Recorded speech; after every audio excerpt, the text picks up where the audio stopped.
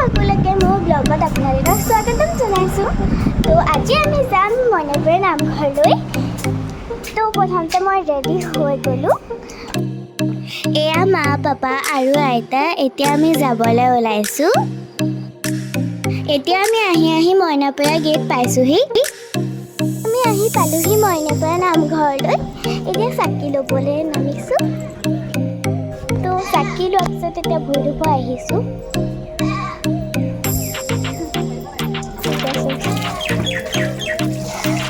এয়া মইনাপুৰ গেটখন।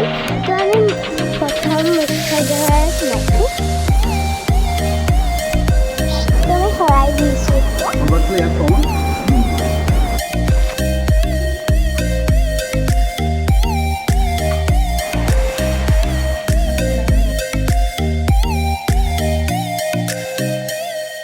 এতিয়া আমি মইনাপুৰীয়াৰ পৰা ওলাই ঢেকীয়াখোৱাত সোমাইছোঁ, কাৰণ ঢেকীয়া খোৱাটো শৰাই দিব আছে।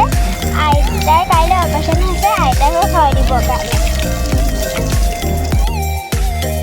এতিয়া আমি চাকি জ্বলাব আহিছোঁ। এতিয়া চাকি জ্বলাই হোৱাৰ পিছত মই ডাঙৰ চাকি গছৰ পৰা সেৱা লৈছোঁ, আৰু এয়া ভকতসকলে নাম গাই আছে।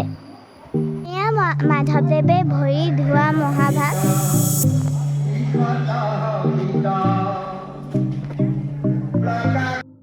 নামঘৰৰ পৰা ওলোৱাৰ পাছত এয়া আমি দৈয়াঙত কিবা এটা খাবলৈ সোমাইছোঁ।